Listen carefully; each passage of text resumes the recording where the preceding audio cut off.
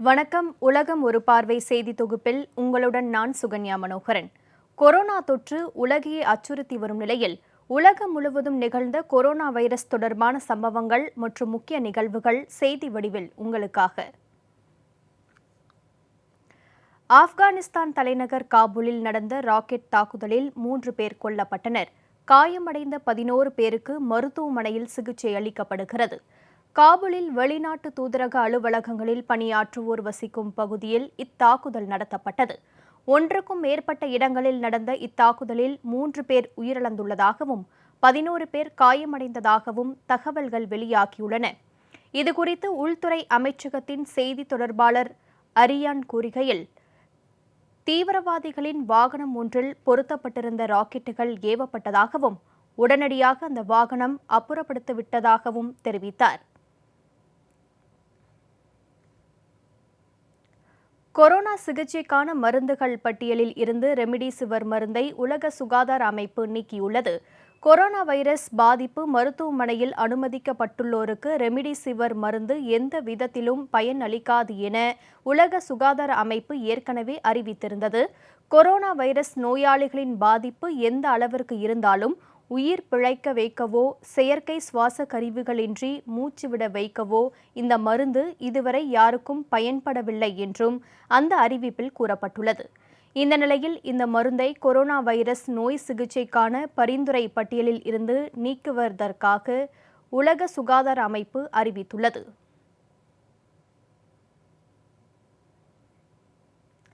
Brazil நாட்டில் கருப்பினத்தவரைச் சேர்ந்த நபர் காவல்துறையினரின் தாக்குதலில் உயிரிழந்ததை தொடர்ந்து கலவரம் மூண்டுள்ளதால் ஏராளமான போலீசார் குவிக்கப்பட்டுள்ளனர். நாட்டின் தென்பகுதியில் உள்ள போர்ட்டோ அலிகேரி நகரின் வணிக வளாகத்தில் ஒரு பெண்ணை கருப்பின நபர் ஒருவர் மிரட்டியதாக போலீசாருக்கு தகவல் கிடைத்தது. அவசர அழைப்பு எண் மூலம் அந்த பெண் உதவி கோரியதாகவும் அதனைத் தொடர்ந்து அங்கு விரைந்த போலீசார் கருப்பின மனிதரை அடித்துக் கொன்றதாகவும் உள்ளூர் ஊடகங்கள் தெரிவித்துள்ளன. அந்த சம்பவத்தை தொடர்ந்து ஆயிரக்கணக்கான பொதுமக்கள் ஒன்று சேர்ந்து சம்பவம் நடந்த வணிக வளாகத்தை அடித்து நொறுக்கினர். மேலும் நாடு முழுவதும் பல்வேறு பகுதிகளில் போராட்டங்கள் வெடித்தன. இதனால் முன்னெச்சரிக்கை நடவடிக்கையாக நாட்டின் முக்கிய நகரங்களில் போலீசார் குவிக்கப்பட்டுள்ளனர்.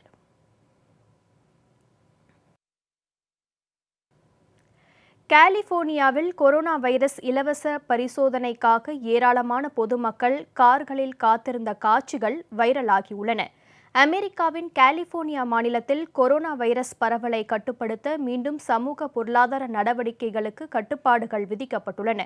இதுகுறித்து மாநில ஆளுநர் கேவின் நியூசாம் பேசுகையில், டிசம்பர் 21ஆம் தேதி வரை ஒரு மாதத்துக்கு தினமும் இரவு 10 மணி முதல் காலை 5 மணி வரை புதிய கட்டுப்பாடுகள் அமலில் இருக்கும் என்றார். 41 கண்டிகளில் அமல்படுத்தப்படும் இந்த நடவடிக்கை மாநிலத்தின் 94% பொதுமக்களுக்கு பொருந்தும் என எதிர்பார்க்கப்படுகிறது. இதற்கிடையே கொரோனா வைரஸ் இலவச பரிசோதனைக்காக லாஸ் ஏஞ்சல்ஸ் நகரின் டாஜர்ஸ் விளையாட்டு மைதானத்தில் ஏராளமான கார்களில் பொதுமக்கள் காத்திருந்த காட்சிகள் உலகம் முழுவதும் வைரலாகின.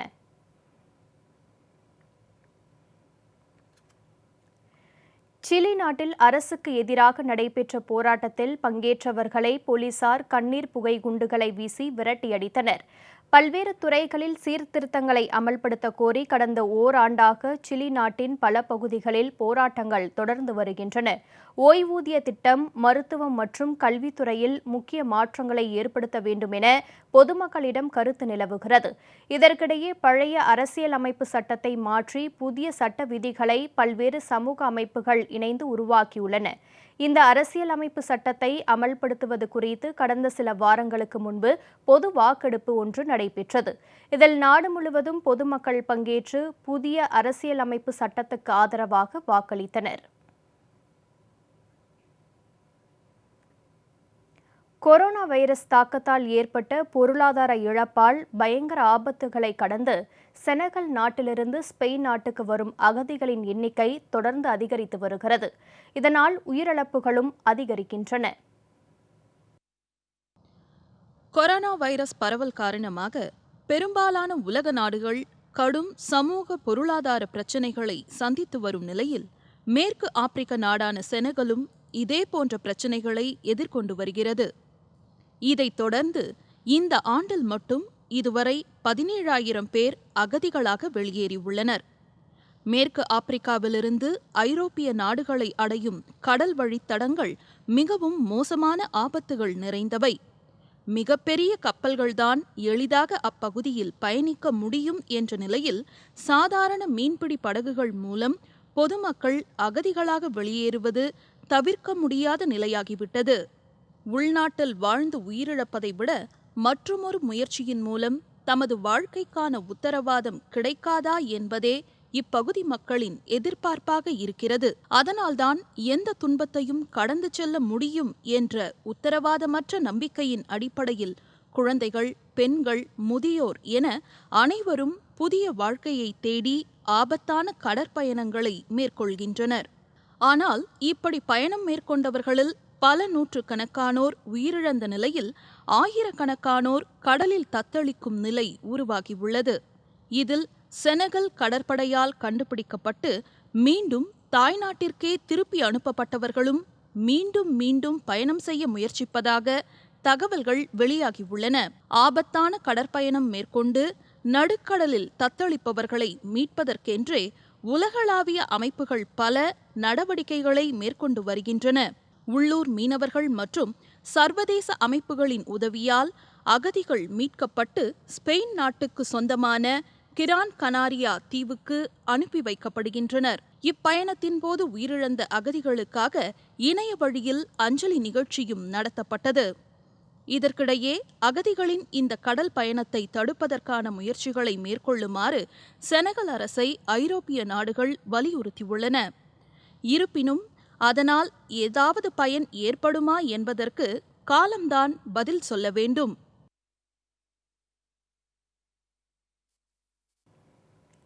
ஒரு தனிநபர் பொய் பேசியதால் ஆஸ்திரேலியாவில் ஒரு மாநிலம் முழுவதும் கொரோனா வைரஸ் கட்டுப்பாடுகள் விதிக்கப்பட்டதாக பின்னர் தெரியவந்துள்ளது.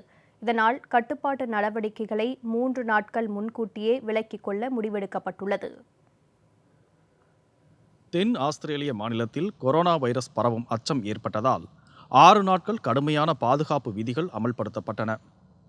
18 லட்சம் பேர் வசிக்கும் இந்த மாநிலம் முழுவதும் இதனால் பொதுமக்கள் ஒரு நாளைக்கு ஒரு முறைதான் வீட்டை விட்டு வெளியே வர வேண்டும் என்றும், திருமணம் உள்ளிட்ட எந்தவொரு நிகழ்ச்சியிலும் யாரும் பங்கேற்க வேண்டாம் என்றும் மாநில அரசு உத்தரவிட்டது. கொரோனா வைரஸ் பாதிப்புக்கு உள்ளான நபர் ஒருவர் ஏற்கனவே கொரோனா வைரஸ் பரவலுக்கு காரணமான ஒரு உணவகத்தில் பீட்சா வாங்கியதாக மருத்துவத்துறையினரிடம் தெரிவித்ததே இந்த நடவடிக்கைக்கு காரணமாக அமைந்தது. அவர் அளித்த தகவலின்படி ஒருமுறை அந்த உணவகத்துக்கு சென்றாலே கொரோனா வைரஸ் நோய் தொற்று ஏற்படும் என அதிகாரிகள் தவறாக எண்ணினர். இதனையடுத்து அந்த உணவகத்துக்கு சென்ற ஆயிரக்கணக்கான பொதுமக்கள், மாணவர்கள் மற்றும் குழந்தைகளால் அடிலைட் நகர் முழுவதும் கொரோனா வைரஸ் பரவும் என்றும், இது மாநிலம் முழுவதும் நோய் தொற்று ஏற்பட காரணமாக அமைந்துவிடும் என்றும் அச்சப்பட்ட மருத்துவத்துறையினர் மாநிலம் முழுவதும் கட்டுப்பாடுகளை விதிக்க அரசுக்கு பரிந்துரைத்தனர். இதன் அடிப்படையில் 6 நாட்களுக்கு பாதுகாப்பு விதிகள் அமல்படுத்தப்பட்டன. ஆனால் பின்னர் நடைபெற்ற விசாரணையில் அந்த நபர் பீட்சா விற்ற உணவகத்திலேயே பணியாற்றியதாகவும், தொடர்ந்து பல நாட்கள் அவர் அங்கு பணியாற்றியதே நோய் தொற்று ஏற்பட காரணம் என்றும் கண்டறியப்பட்டது. இதனால் நிம்மதியடைந்த மருத்துவத்துறையினர் கடுமையான பாதுகாப்பு நடவடிக்கைகளை கைவிட அரசுக்கு பரிந்துரைத்தனர். இதனையடுத்து 6 நாட்களுக்கு அமல்படுத்தப்பட்ட பாதுகாப்பு விதிகள் 3 நாட்களில் விலக்கிக் கொள்ளப்பட்டன. அது மட்டுமின்றி கொரோனா தடுப்பு நடவடிக்கைகளில் அரசுக்கு ஒத்துழைப்பு அளித்த பொதுமக்களுக்கு நன்றி தெரிவித்து மாநில அரசு ஒரு செய்திக்குறிப்பை வெளியிட்டுள்ளது.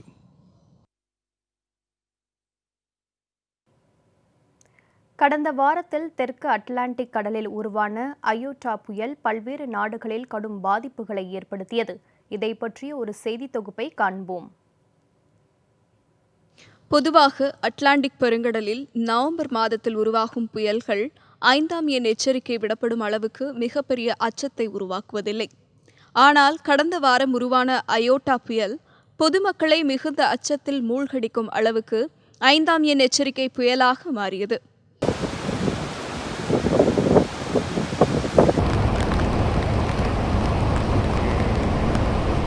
ஐந்து நாட்கள் நீடித்த இப்புயலால் ஹாண்ட்ராஸ், ஏபிசி தீவுகள், கொலம்பியா, நிகரகுவா, ஜமைக்கா போன்ற பல்வேறு நாடுகளில் மணிக்கு 260 கிலோமீட்டர் வேக சூறாவளி காற்றுடன் பலத்த மழை பெய்தது. இதனால் எங்கு பார்த்தாலும் ஒரே வெள்ளக்காடாக காட்சியளித்தது. புயல் பாதித்த பகுதிகளில் முன்னெச்சரிக்கை நடவடிக்கையாக லட்சக்கணக்கான மக்கள் பாதுகாப்பான பகுதிகளுக்கு இடமாற்றம் செய்யப்பட்டனர். பல்வேறு பகுதிகளில் தற்காலிக குடியிருப்புகள் ஏற்படுத்தப்பட்டன.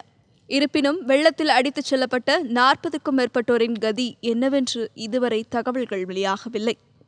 வெள்ளம் பாதிக்கப்பட்ட பகுதிகளில் 84 பேர் உயிரிழந்ததாக அதிகாரப்பூர்வமாக அறிவிக்கப்பட்டுள்ளது.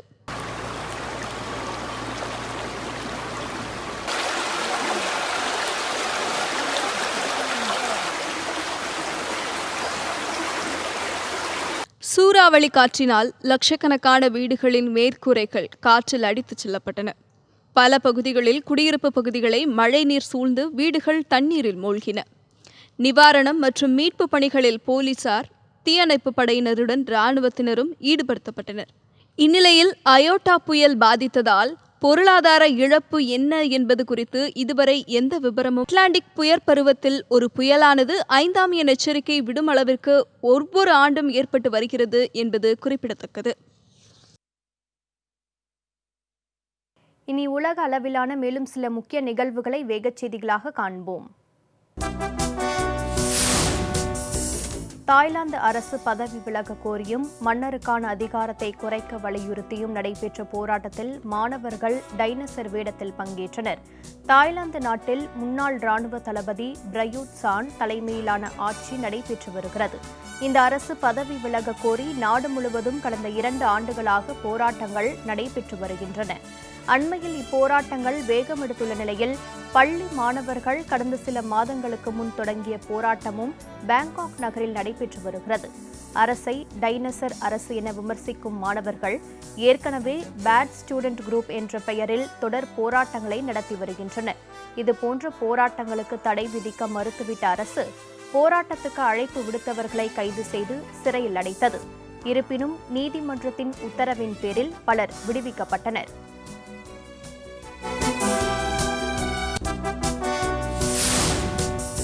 கொரோனா வைரஸ் ஒழிப்பு பணியில் G20 நாடுகள் இணைந்து செயலாற்ற வேண்டும் என பிரிட்டன் பிரதமர் போரிஸ் ஜான்சன் வலியுறுத்தியுள்ளார். சவுதி அரேபியாவில் நடைபெற்ற வார இறுதி இணையவழி கருத்தரங்கில் பங்கேற்று பேசிய ஜான்சன், பருவநிலை மாற்றம் குறித்த பணிகளிலும் இந்த நாடுகள் இணைந்து பணியாற்ற வேண்டும் என வேண்டுகோள் விடுத்தார். மேலும் பேசிய அவர், கொரோனா வைரஸ் தடுப்பு மருந்து இங்கிலாந்தில் கண்டுபிடிக்கப்பட்டால் அதை பயன்படுத்துவதில் உலகளவில் அனைவருக்கும் சமமான வாய்ப்பு அளிக்கப்படும் என்றார். அடுத்த மாதம் 12ஆம் தேதி பருவநிலை மாற்றம் குறித்த சர்வதேச கருத்தரங்கை பிரிட்டன் நடத்த திட்டமிட்டுள்ளது குறிப்பிடத்தக்கது.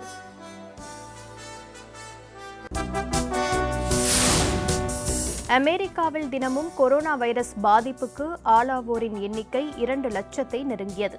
தேசிய அளவிலான ஒருங்கிணைந்த மருத்துவ நடவடிக்கைகள் மேற்கொள்ளப்படாததே இதுபோன்ற அதிகரிப்புக்கு காரணம் என கூறப்படுகிறது. கடந்த ஒரு வாரத்துடன் ஒப்பிடுகையில் புதிய பாதிப்புகள் இந்த வாரத்தில் 26% அதிகரித்திருப்பதாகவும் தகவல்கள் வெளியாகியுள்ளன. தினமும் பாதிக்கப்படுவோரின் எண்ணிக்கை 1 லட்சத்திலிருந்து 2 லட்சமாக வெறும் 3 வாரங்களில் அதிகரித்துள்ளது.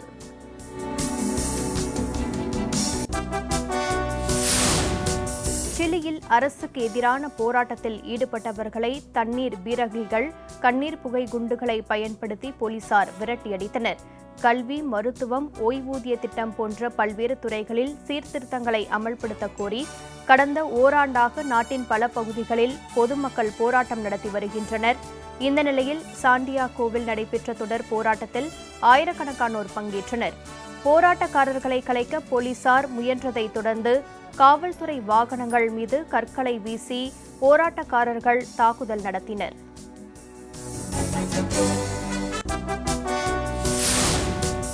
அமெரிக்காவின் கெனோஷா நகர துப்பாக்கிச்சூடு தொடர்பாக கைது செய்யப்பட்ட இளைஞர் 14 கோடி ரூபாய் பிணையில் விடுவிக்கப்பட்டார்.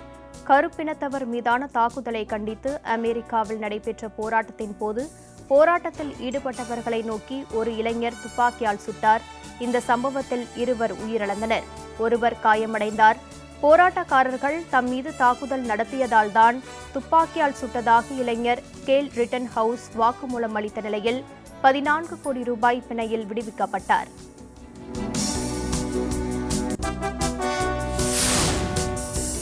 எத்தியோப்பியாவில் இருந்து சூடான் நாட்டுக்கு தப்பி வரும் அகதிகளுக்கு உணவு உள்ளிட்ட நிவாரணப் பொருட்களை ஐக்கிய நாடுகள் அமைப்பு ரேஷன் முறையில் வழங்கி வருகிறது.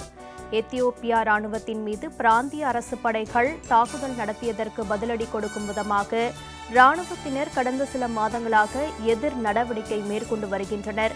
இதனால் ஏராளமான பொதுமக்கள் அகதிகளாக நாட்டை விட்டு வெளியேறி வருகின்றனர்.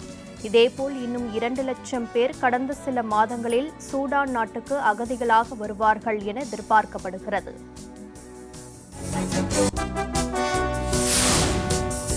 நெதர்லாந்து நாட்டு பூங்கா ஒன்றில் புதிதாக பிறந்த பாண்டா குட்டி பொதுமக்களுக்கு முதலாக அறிமுகப்படுத்தப்பட்டது.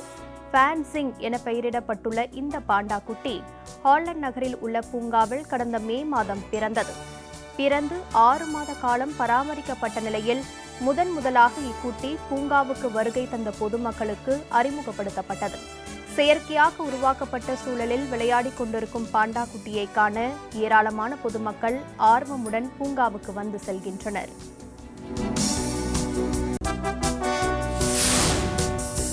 சீனாவில் வசந்த கால தொடக்கத்தின் முதல் பனிப்பொழிவினால் சுற்றுலா தலங்கள் பொதுமக்களின் மனதை கொள்ளை கொள்ளும் அழகில் காட்சியளித்தன. உலக புகழ்பெற்ற சீன பெருஞ்சுவர் பனியால் மூடப்பட்டு எங்கு பார்த்தாலும் வெண்மையாக காட்சியளிக்கிறது.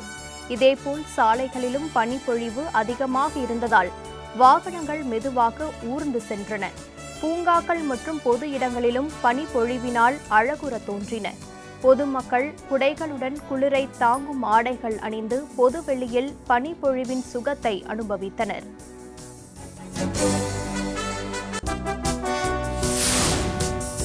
மெக்சிகோ பூங்காவில் பிறந்து சில வாரங்களே ஆன 5 ஆப்பிரிக்க சிங்க குட்டிகள் காண்போருக்கு ஆச்சரியமூட்டுகின்றன. லாக்ஸ்காலா நகரில் உள்ள பூங்காவில் அரிய வகை ஆப்பிரிக்க சிங்கங்கள் வளர்க்கப்பட்டு வருகின்றன. இந்த சிங்கங்கள் ஒரே வாரத்தில் 5 குட்டிகளை ஈன்றன. கொரோனா வைரஸ் காரணமாக இக்குட்டிகளை பார்க்க பொதுமக்களுக்கு அனுமதி மறுக்கப்பட்டு வந்தது. இந்த நிலையில் தற்போது பூங்காக்கள் திறக்கப்பட்டு வருவதால் இவற்றை பார்க்க பொதுமக்களுக்கு அனுமதி அளிக்கப்படுகிறது. ஏராளமான பொதுமக்கள் தினமும் இக்குட்டிகளை ஆர்வத்துடன் பார்த்து செல்கின்றனர்.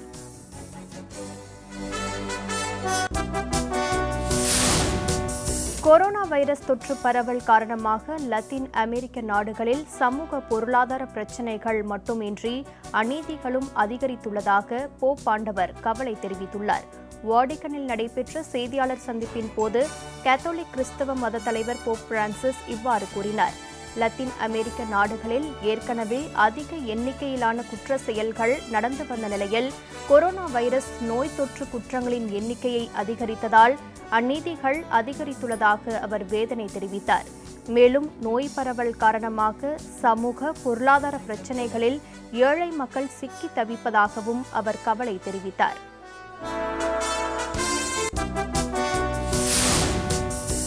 சீனாவின் உள்நாட்டு விவகாரங்களில் 5 கண் அமைப்பு தலையிட்டால் கண்கள் பிடுங்கப்படும் என ஹாங்காங் அரசு எச்சரிக்கை விடுத்துள்ளது.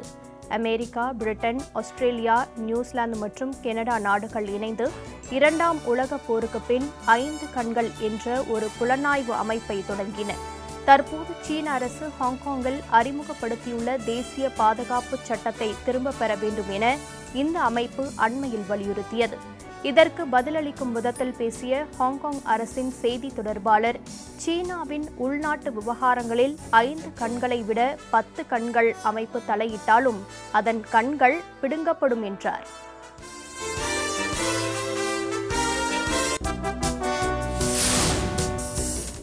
பெரும் எதிர்பார்ப்புக்கு உள்ளான மாரிஜுவானா என்ற போதைப் பொருளை சட்டப்பூர்வமாக்கும் மசோதா மெக்சிகோ செனட் அவையில் நிறைவேற்றப்பட்டது. உலகில் அதிக எண்ணிக்கையில் போதைப் பொருள் கடத்தல் குற்ற சம்பவங்கள் நடைபெறும் நாடாக மெக்சிகோ கருதப்படுகிறது. பல நாடுகளில் தடை செய்யப்பட்டுள்ள மாரிஜுவானா என்ற போதைப் பொருள் மத்திய அமெரிக்க மற்றும் மத்திய கிழக்கு நாடுகளில் பயிரிடப்பட்டு மெக்சிகோவுக்கு சட்டவிரோதமாக கடத்தப்படுகிறது. மெக்சிகோவில் அது பதப்படுத்தப்பட்டு அமெரிக்கா மற்றும் ஐரோப்பிய நாடுகளில் விற்கப்படுகிறது. இந்த நிலையில் மெக்சிகோவில் மாரிஜுவானா செடிகளை வளர்ப்பது, பொதுமக்கள் அதை பயன்படுத்துவது போன்ற செயல்களுக்கு சட்டப்பூர்வ அனுமதி விரைவில் கிடைக்கும் என எதிர்பார்க்கப்படுகிறது.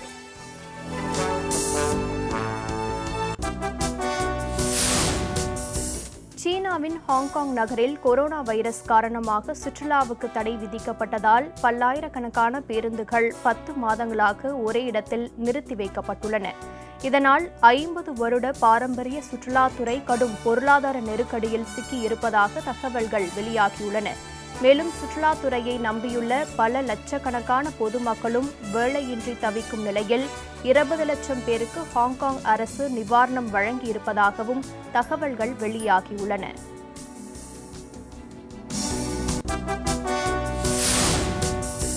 ரஷ்யாவில் முன் எப்போதும் இல்லாத எண்ணிக்கையை ஒரே நாளில் 24,822 புதிதாக நோய் தொற்று கண்டறியப்பட்டுள்ளது. 24 மணி நேரத்தில் 467 பேர் கொரோனா வைரஸ் தொற்றால் உயிரிழந்துள்ளனர். இதில் தலைநகர் மாஸ்கோவில் மட்டும் 7,168 பேருக்கு நோய் தொற்று உறுதியாகியுள்ளது.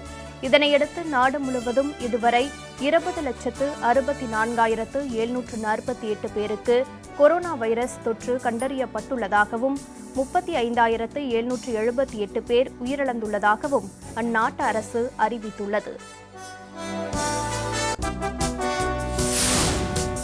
பிரேசில் நாட்டில் ஜப்பான் பெண் கொலை செய்யப்பட்டது தொடர்பாக குற்றம் சாட்டப்பட்ட டா கோஸ்டா என்பவரை முன்னெச்சரிக்கை நடவடிக்கையாக கைது செய்ய நீதிமன்றம் உத்தரவிட்டது. ஜப்பானைச் சேர்ந்த 43 வயது ஹிட்டோமி அகாமட்சு புகுஷிமா அணு உலை விபத்தில் கதிர்வீச்சு பாதிக்கப்பட்டு பிரேசில் நாட்டில் உள்ள ஜான் ஆஃப் காட் என்ற சாமியாரிடம் சிகிச்சை பெற்று வந்தார். அந்த சாமியார் ஏற்கனவே பாலியல் குற்றச்சாட்டில் தண்டனை பெற்று சிறையில் அடைக்கப்பட்டுள்ள நிலையில் அவருக்கு சொந்தமான இடத்தில் ஹிட்டோமி கடந்த சில தினங்களுக்கு முன் பிணமாக மீட்கப்பட்டார். அவர் மீது பாலியல் தாக்குதல் நடத்தி கொலை செய்த குற்றச்சாட்டில் முன்னெச்சரிக்கை நடவடிக்கையாக டா கோஸ்டா என்பவரை கைது செய்து சிறையில் அடைக்க நீதிமன்றம் உத்தரவிட்டுள்ளது.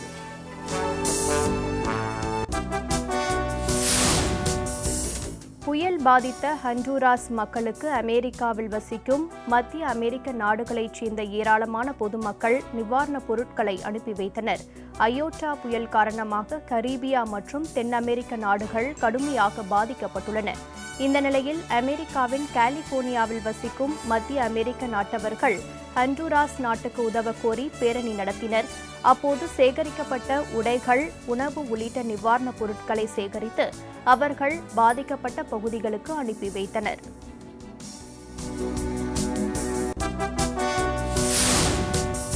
பிரேசில் ஆராய்ச்சியாளர்கள் உருவாக்கிய புதிய மருந்து கொரோனா வைரஸை உடலுக்கு வெளியில் செயலிழக்க செய்வதில் பெருமளவு பயனளிக்கும் என எதிர்பார்க்கப்படுகிறது. கொரோனா வைரஸ் பரவ தொடங்கிய பின்னர் கைகளை தூய்மையாக பராமரிக்கவும் கிருமிகளை அகற்றவும் ஏராளமான மருந்துகள் பயன்பாட்டிற்கு வந்துள்ளன.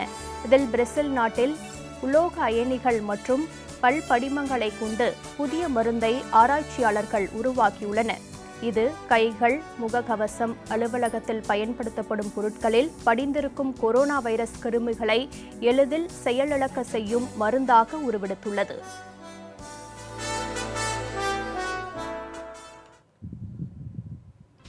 இத்துடன் செய்திகள் நிறைவடைந்தன. அடுத்தடுத்த நிகழ்வுகளுக்கு தொடர்ந்து இணைந்திருங்கள் ஜெயா பிளஸ் தொலைக்காட்சியுடன்.